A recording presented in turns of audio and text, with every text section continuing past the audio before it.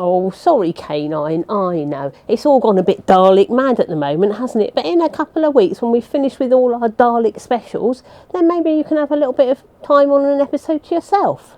Good dog. Oh, hello. I'm Mrs. Breaker. Welcome to Podpadstudios, episode 20, the second of our Dalek Obsession episodes.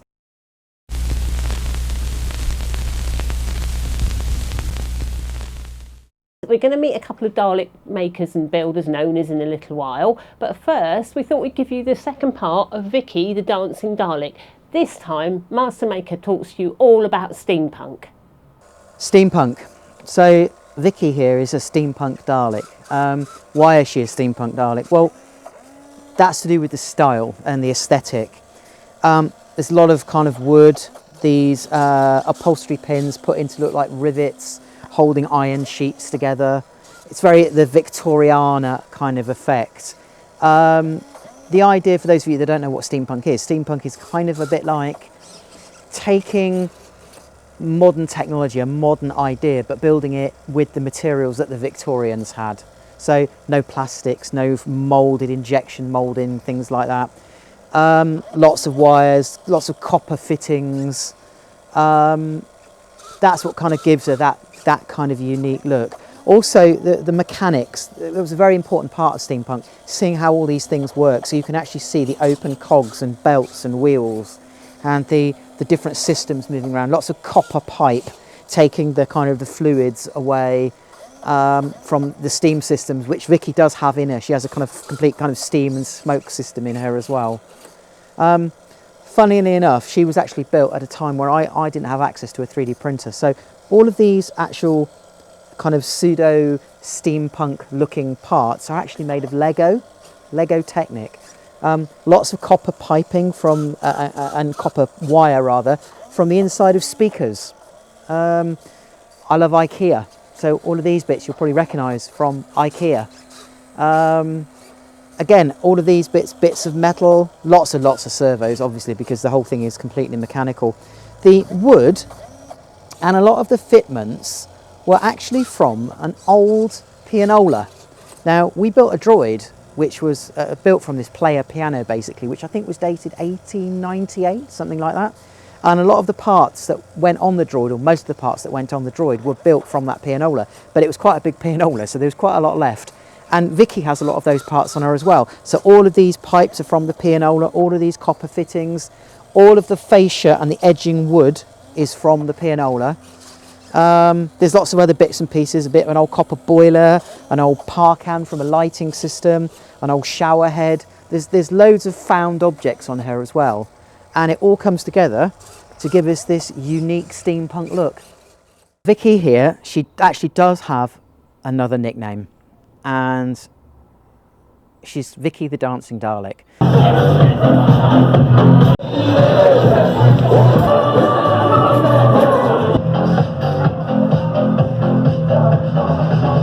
Now, I'm not quite sure why, well, I am actually sure why she got her nickname. Basically, when I built it, what I wanted to do is to be able to scare people with a big sound system. So the exterminate, that can be triggered on the remote switches.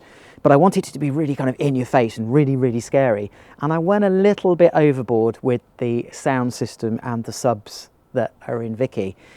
Now, the practical application of that seemed to be rap music and rock music.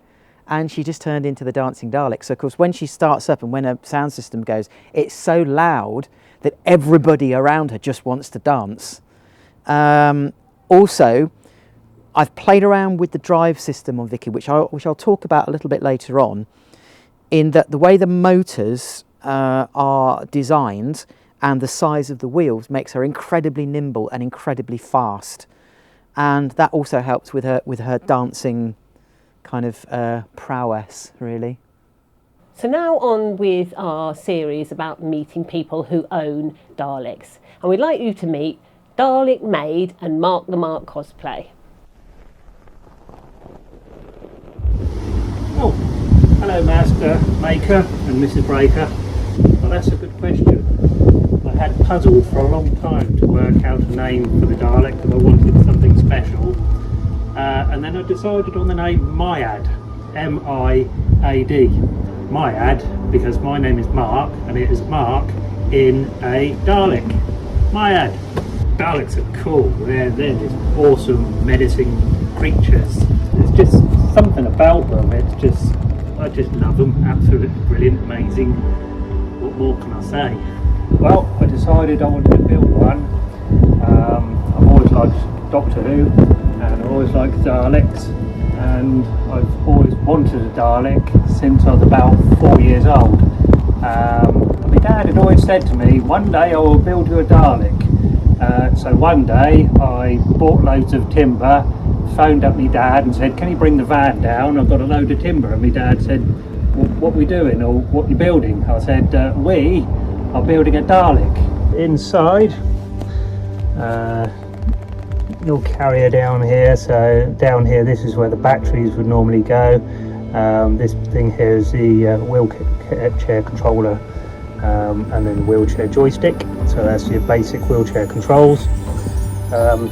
Seat, which I've tried to make as comfortable as possible, but you're cramped in there. I'm 6'2", so it's a bit squishy.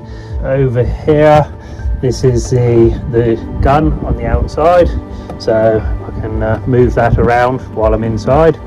And this cable here there's a little light in the end, so if I'm exterminating people, it will light up. Over the other side, you've got the plunger, and basically I've tried to keep this as basic as possible.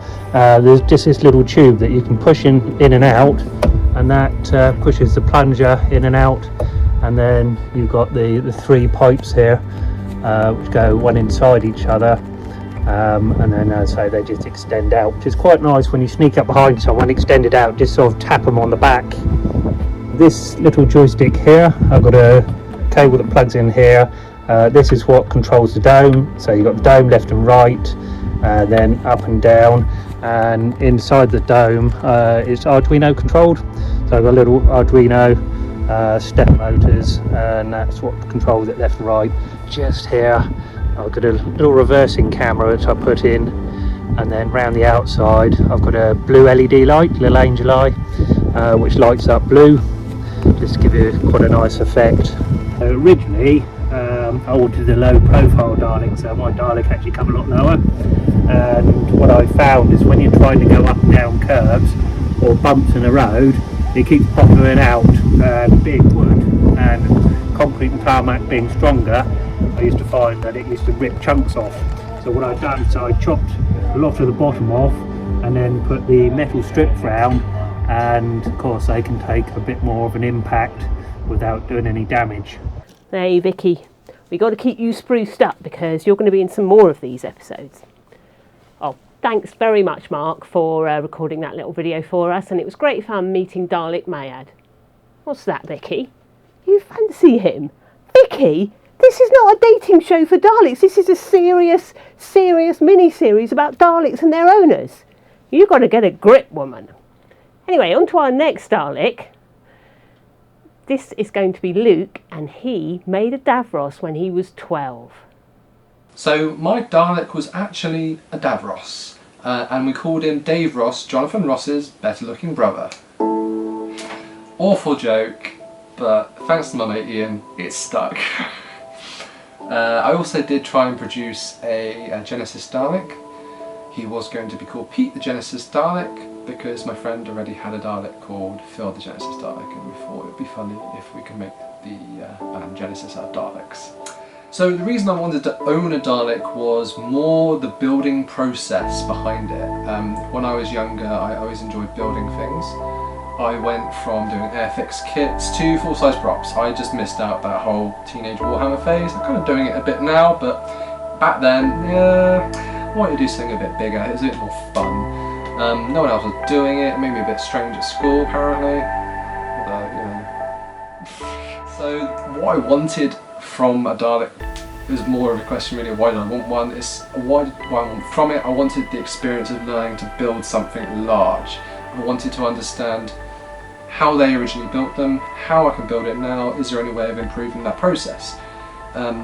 It was a really interesting challenge because it was something I'd never done before. No one I knew at the time did either. I was basing it on one of the very early publications online, which was how to build a Dalek.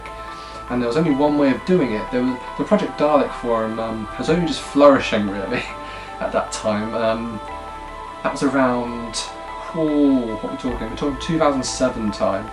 So the resources weren't there as much, or I couldn't find them as easily when you Google searched. Nowadays you can Google search Project Dalek forum and it comes up straight away, and you have all these beautiful designs and walkthroughs that you can download, done to an engineering standard. It is very impressive what the fandom's managed so far. I built 2 Davroses and a Dalek. So the first Davros was done when I was only 12 years old. I think I might start when I was 11 actually. I had no idea what I was doing at all. Not gonna lie, I didn't discover the Project Dalek forum. I had the rough plans, which was, it was just, there was a photo, some text underneath saying how the person did it, and that was it to work from. And most of the dimensions were in inches. I hadn't touched inches at that point really. I had no idea what to do with them. At that time I was too young to even know about car body filler, and I don't think my parents would have wanted me to touch it at the time because I was so young. So I used some poly filler, and I went through it like mad because it's rubbish for doing stuff like that when you've got holes that are about that big because you've never cut any wood before really, other than making bird boxes. So that was interesting. I ended up with some holes at the end still after sanding and filling because I just couldn't get asking my parents for poly filler. And then I went, I'll just get some thick paint. So I got some black gloss paint, and that fills all the gaps up nicely. I've always been passionate about building stuff. As I said, I started off with Airfix with my grandfather, and then I moved on to making full-size stuff straight away. I moved on to Davros. That was probably, I think it was my first project to do at the age of 12. I just loved it. It was great fun to do, and you learn so much from doing these things, and it shapes what you become later on. So I started off doing prop making as a hobby, and that led on to me having practical skills and understanding that you have to engineer these things to kind of make them work and make them fit. And then from that I went, and I'm currently studying my last year at Open University as an engineer. And it's all thanks to learning these practical skills originally from prop building and working out. I like doing some hands-on stuff. I like doing things where I make something and it's a physical thing. I don't like doing, a lot of people do, but by all means, but people enjoy doing spreadsheets. There are those sorts of people. I enjoy making things, and I always have.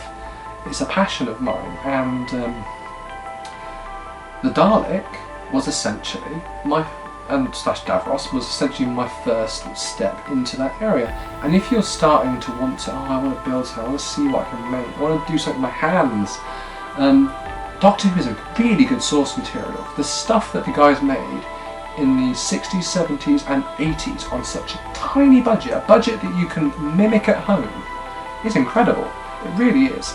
Especially with the limited technology they have. We've got laser cuts and 3D printers now, and we can make these things really easily at home.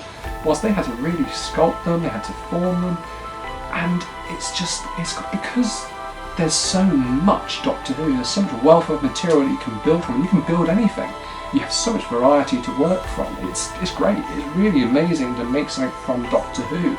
If you enjoy building things with your hands and you're enjoying DT at school, don't let people deter you because it's not an academic subject. People love building stuff and they have passion, and that should be nurtured. There are ways into engineering or prop making without having to go to university, and people need to be aware of this. So yes, innovation, prop making, all one thing. Go away and pursue it. Thank you so much Podpad for contacting me for this video and for using all of the wonderful video and photos that I've sent to you guys. It's an honour. I can't wait to see you guys at the event soon. Take care. So thanks, Luke. That was brilliant. That was really, really, really cool. And the Davros, I love Davros. It's a really, really cool prop. The other thing is, other people might know Luke from, of course, his DeLorean. His DeLorean. Yeah. Although I believe Luke's thinking about selling that DeLorean. He has now sold it. He has now sold it. Yeah. New So owner. there you go, Luke. You can make some more Daleks now. Anyway, so next week, what's happening next week? Yeah, next week we've got Dalek Candy and also Dalek Dylan. So look forward to meeting them. And in the meantime, don't forget to subscribe. Ding! Hit the bell. Hit the bell, and we'll see you next week. Okay. Bye. Bye.